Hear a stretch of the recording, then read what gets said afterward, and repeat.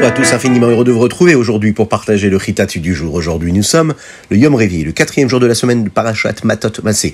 Nous sommes le Chaf Gimel Tammuz, le 23e jour du mois de Tammuz, et Tavshin Pe Gimel, Shnatakel, l'année du rassemblement.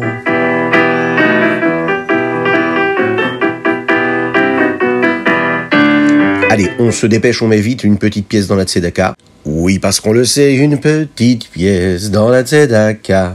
Et Mashiach arrivera. On commence par le Chumash aujourd'hui. Nous sommes dans la parashat Matot Masé. D'ailleurs, lorsqu'il y a deux parachiotes, deux sections que nous lisons en même temps, eh bien, nous les rapprochons l'une de l'autre toujours dans le Chumash, le Yom Revi, le 4e jour. Et donc aujourd'hui, nous terminons la parashat Matot et commençons la parashat Masé.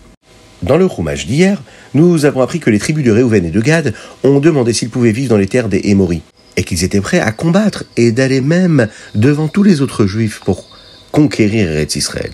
Aujourd'hui, nous voyons comment Moshe leur a répondu. Nous passerons également en revue les 42 endroits où les Béné Israël ont campé dans le désert. Moshe Rabbeinu accepte le compromis. Il dit comme ça. Vous savez, la tribu de Réhouven, eux, préfèrent cet endroit-là, cette terre-là. S'ils décident vraiment de le faire et d'aller au-devant des autres Béné Israël et de se battre pour aller conquérir le reste d'Eretz Israël, alors ils pourront voir des terres de l'autre côté du Yarden. S'ils ne le font pas, eh bien ils seront punis par Akadosh Baruch Hu. Et là, Réhouven et Gad vont promettre de le faire. Ils laisseront leurs familles et leurs animaux à Gilad et viendront se battre avec le reste des Béné Israël. C'est alors que Moshe va leur donner les terres qu'ils voulaient et qui appartenaient autrefois à Sichon. Ménaché, de son côté, reçoit également des terres de l'autre côté du Yarden. Moshe Rabbeinu donne les terres d'Og, ce grand roi puissant, à deux des familles de Ménaché. Même si elles n'ont pas vraiment demandé à y vivre, Moshe Rabbeinu va choisir cette terre pour les deux familles de Ménaché. En divisant la tribu, Moshe était en train de leur montrer que cela allait faire partie d'Eretz Israël. La tribu de Moshe aimait vraiment Eretz Israël encore plus que les autres tribus. Puisqu'ils allaient y vivre maintenant, il serait clair pour tous que cela deviendrait une partie de la terre. La tribu de Gad et de Réhouven, elle, va transformer les villes dans les terres de Sichon en villes où leurs familles pourraient y vivre, et leurs bêtes, leurs grands troupeaux si nombreux, pourraient aussi se nourrir et y vivre. Ils ont changé les noms des villes pour montrer qu'elles appartenaient maintenant, bien sûr, au Béné Israël. La tribu de Ménaché a également conquis d'autres villes, qui sont ensuite devenues une partie intégrante d'Eretz Israël. Maintenant, on va passer à la deuxième paracha, la parashat Masé. Nous passons en revue le voyage de chaque tribu et des Béné Israël dans toute sa globalité.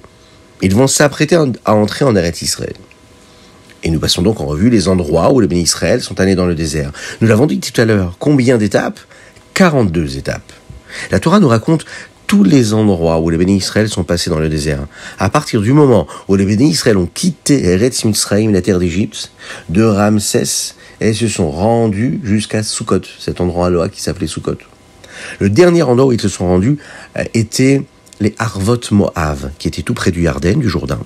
Et de là, ils vont bientôt pouvoir entrer en Eretz Israël.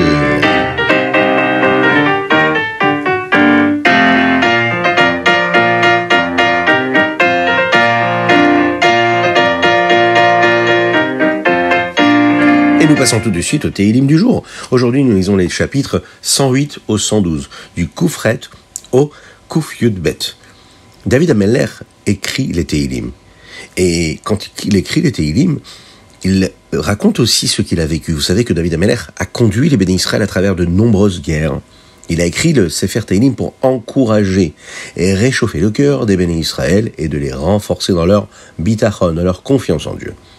Oui, pour son époque à lui où il a vécu, mais pas seulement, également pour toutes les générations à venir. Vous savez que quand on lit les Téhilim, peu importe ce qui nous arrive dans la vie, eh bien cela nous soulage, cela nous permet d'amener de la bracha, de la bénédiction. Dans le Téhilim Kouf Yud 110, David Amelech se tourne vers le premier juif et le premier des Avot, des patriarches, qui n'est autre que Avraham Avinu. De Avraham qui a également dû mener des guerres, David Amelech apprend un secret pour pouvoir combattre comme il faut. Dans le 3e verset, il est dit comme ça. Amecha nedavot beyom chelecha beadre kodesh merechem mishchar lecha tal yaldutecha. Ce verset, ce pasouk, nous parle d'Avraham Avinu. Il signifie les aides qu'il a pu recevoir de son peuple, en l'occurrence ici, représenté par Aner, Eshkol et Mamré, qui est venu le secourir le jour de sa bataille. Oui, ils sont venus aider Avraham pendant la guerre avec les 4 rois. Le texte nous dit ici qu'Avraham a reçu une récompense. Pourquoi ? Parce qu'il a toujours été bien avec la sainteté. Et depuis sa naissance, quand il a reconnu Akadosh Baruch Hu, son enfance, elle a été agréable comme la rosée. C'est grâce à la Kedusha, à la sainteté d'Avraham, que d'autres nations sont venues l'aider. Et parce qu'il a reconnu Akadosh Baruch Hu, Dieu, dès son jeune âge, et on le sait, son comportement a été un véritable Kiddush Hashem. Il a sanctifié le nom de Dieu, pas seulement pour son peuple à lui, mais pour toutes les nations du monde. Et ça, c'est extraordinaire. Il a sanctifié le nom de Dieu, et c'est grâce à ce mérite-là qu'il a eu les aides de toutes les autres nations qui l'ont aidé lui-même quand il combattait d'autres nations. Le rabbi de Lubavitch nous a souvent parlé de l'importance des enfants d'Israël, et en particulier des enfants proprement dit. Oui, ici on voit que le mérite qu'il a eu, c'est parce que déjà tout jeune Avraham Avinu sanctifiait le nom de Dieu. Eh bien, le rabbi nous dit que le mérite de la Torah, le mérite de la Tefila, des mitzvot que les petits-enfants font à travers l'histoire, a toujours protégé le Ham Israël. Et dans ce chapitre-là, on peut voir comment Avraham Avinu a été notre premier exemple pour cela.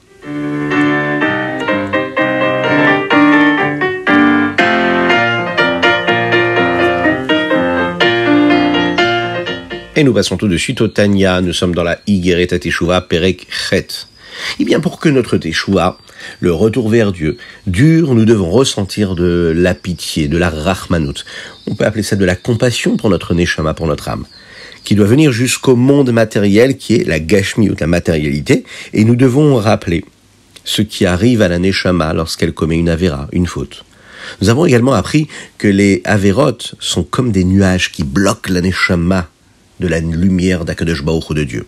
Eh bien, lorsque nous avons de la Rachmanout et de la compassion pour notre âme, et qu'on pense à chaque chose que cela peut causer, aux conséquences que cela a, eh bien, lui-même, Hachem aussi, en retour, comme dans un miroir, il aura lui aussi de la Rachmanout, de la compassion pour nous, et il va réparer tout ce qui n'est pas bon, qui s'est produit à cause de la Avera que nous avons commise.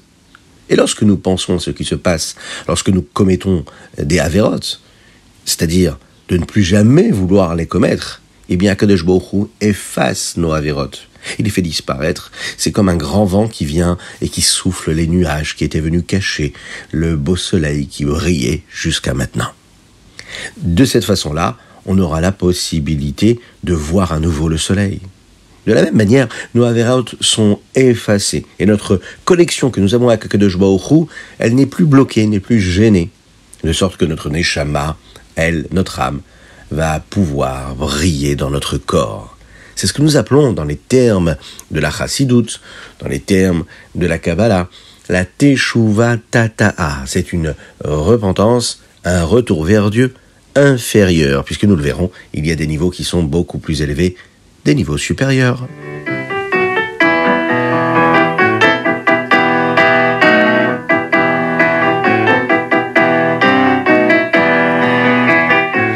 Et nous passons au Hayom Yom. Aujourd'hui, nous sommes le Chaf Gimel Tammuz. Aujourd'hui, nous apprenons le minhag, la coutume Chabad, qui concerne la Kriyat Torah, la lecture de la Torah, lorsque la Parashat Maaseh est seule, sans la Parashat Matot comme cette année-là.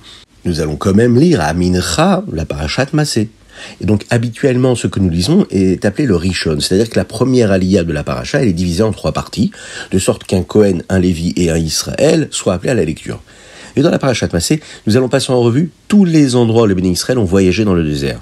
Dans de nombreux Chumashim, on peut voir que la première aliyah de la Parashat Maaseh contient seulement les 7 premiers endroits où les bénis Israël se sont arrêtés, puisque le minhag est de lire seulement cette seule aliyah-là qui est divisée en 3. Le lundi, le jeudi, mais aussi le mincha du Shabbat. La lecture, elle, se termine lorsque les bénis Israël arrivent à la mer Rouge après ces 7 premiers voyages. Mais le minhag Chabad est de ne pas s'arrêter au milieu de la lecture des différentes étapes du voyage des bénis Israël. Chaque fois que nous lisons le livre de la Parashat Maaseh, pendant Mincha, ou bien le lundi ou le jeudi, ou bien même dans le Chitat que nous allons étudier, eh bien nous le ferons sans nous arrêter. Nous lisons les 42 arrêts dans la même aliyah, de sorte que la lecture se termine lorsque les bénis Israël arrivent à la frontière d'Eretz Israël.